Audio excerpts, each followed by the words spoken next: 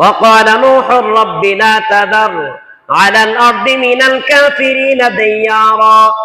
নূহ আলাইহিস সালাতু ওয়াস সালাম এবার আল্লাহকে বলতেছে, দয়াময় মালিক, আপনার কাছে আমি ফরিয়াদ জানাই, লা তাযার আলাল আরদি মিনাল কাফিরিনা দাইয়ারা, যদি অন্য কেউ ঈমান আর নতুন করে না আনে, আমি যে দাওয়াত দিতেছি এই দাওয়াত যদি অন্য কেউ নতুন করে গ্রহণ না করে, যারা ঈমান আনছে তারাই যদি থাকে, আমি আপনার কাছে ফরিয়াদ জানাই, লা তাযার আলাল আরদ মিনাল কাফিরিনা দাইয়ারা, কাফেরদের একটা সংখ্যা জমিনের মধ্যে আর জীবিত না থাকে। যেহেতু তারা ঈমান আনবে না, সুতরাং জমিনে থাকার অধিকার তাদের নাই। এই জমিনে ঈমানদাররা থাকবে, মুমিনরা থাকবে, যারা আপনার বিধান মানে তারা থাকবে, অন্য কেউ থাকবে না। এটা আমি আপনার কাছে ফরিয়াদ জানাই। নূহ আলাইহিস সালাতু ওয়াস সালাম আরো বলেন, ইন্নাকা ইনতাযারহুম ইউদিল্লু ইবাদাক, আল্লাহ আমি আপনার কাছে এই দাবিটা এই জন্যই করছি, নবী হয়ে রাসূল হয়ে কখনো এই দাবি করে না।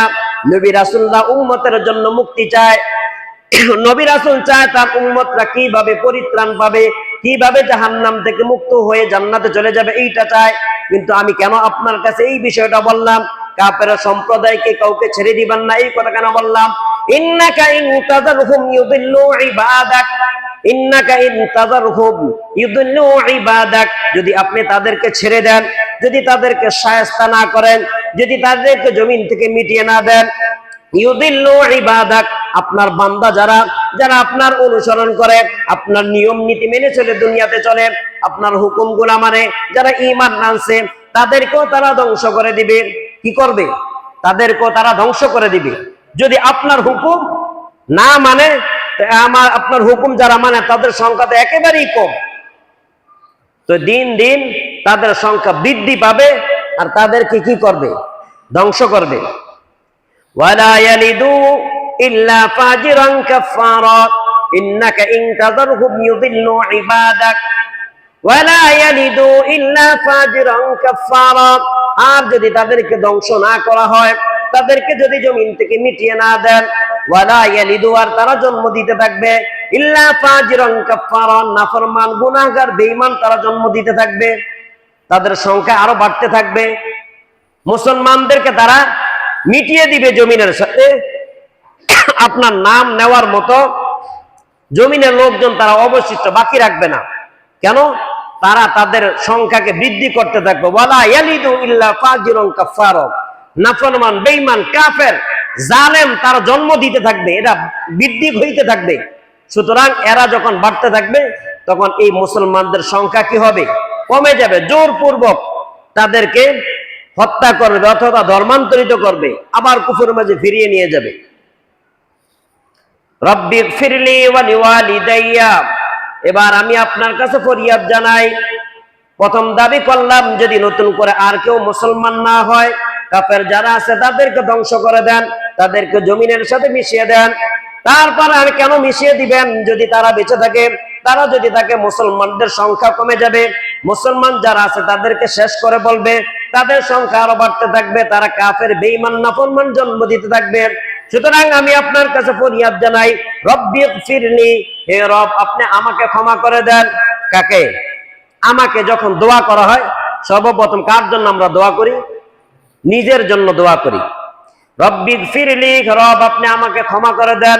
ওয়া লিওয়ালিদাইয়া, আমার পিতা মাতাকেও ক্ষমা করে দেন। ওয়া লিমান দাখালা বাইতিয়া মুমিনা, যারা আমার গৃহে প্রবেশ করছে, আমি যখন দ্বীনের দাওয়াত দিলাম, এই দাওয়াত যারা গ্রহণ করেছে তাদেরকেও ক্ষমা করে দেন।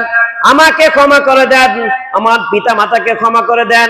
এই যে আমি কষ্ট করে দ্বীনের দাওয়াত দিলাম, দাওয়াত দেওয়ার পর যারা এই দ্বীনকে গ্রহণ করেছে, দ্বীন গ্রহণের পূর্বে তারা অনেক অপমান, অনেক নাফরমানির মধ্যে লিপ্ত ছিল, অনেক অন্যায় করেছে, অনেক গুনাহ করেছে। এ দ্বীন গ্রহণ করার পরেও যদি তারা কোনো গুনাহের মধ্যে লিপ্ত হয়ে থাকে, যদি কোনো গুনাহ করে থাকে, এগুলো আপনি ক্ষমা করে দেন।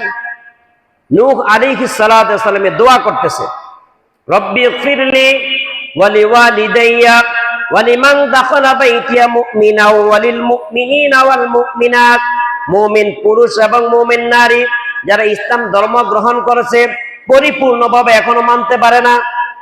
আমরা আছি না? আমরা নামে মুসলমান, পৈতৃক সূত্রে মুসলমান। এখানে নব্য মুসলমানের সংখ্যা হয়তো বা নাই, আমরা সবাই পৈতৃক সূত্রেই মুসলমান। নামে মুসলমান, নেক আমল। আমরা সপ্তাহে একদিন জুমার দিনে আসি, একটু নামাজ পড়ি, আবার সালামটা ফিরাইতে দেরি আছে, আবার উঠা চলে যাই। কারণ সপ্তাহে যদি একদিন না আসে আমার মুসলমানিত্ব থাকে না। সপ্তাহে না আসলে মানুষে বলবো কি, জুমার দিনটাও নামাজে গেল না। আমরা নামে মুসলমান, আবার মাঝে দিয়া সপ্তাহের মাঝে দুই এক ওয়াক্তে আসি আর আসি না। ইসলামের অন্যান্য নিয়ম বিধান তো তাওয়াক্কাই করি না। এই জন্য এদের জন্য আল্লাহর রাসূল দোয়া করছেন, নবী দোয়া করছেন,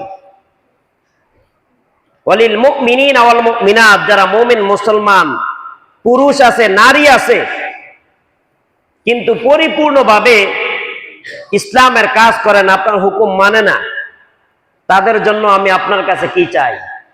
ক্ষমা চাই, তাদেরকেও মাফ করে দেন।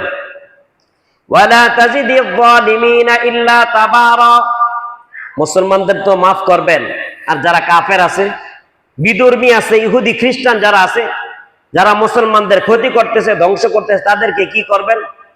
ওয়ালা ইয়ালিদু ওয়ালা তাজিদিয যালিমিনা ইল্লা তাবারা, এই জালেমদের শাস্তি আপনি বৃদ্ধি করতে থাকেন, বৃদ্ধি করতে থাকেন, বৃদ্ধি করতে থাকেন। ইল্লা তাবারা, তাদের ধ্বংস পর্যন্ত, ধ্বংস হওয়া পর্যন্ত তাদেরকে কি করেন? শাস্তি বৃদ্ধি করতে থাকেন। এই দোয়া হযরত নূহ আলাইহিস সালাতু ওয়াস সালাম আল্লাহর কাছে করলেন। প্রথমত যারা ইসলাম বিরোধী তাদের দুনিয়া থেকে মিটে যাক এই দোয়া। দ্বিতীয়ত যারা ইসলামের মধ্যে প্রবেশ করছে তারা যেন ইসলামের মধ্যে থাকে, তাদের গুনাহগুলো যেন মাফ হয়ে যায়।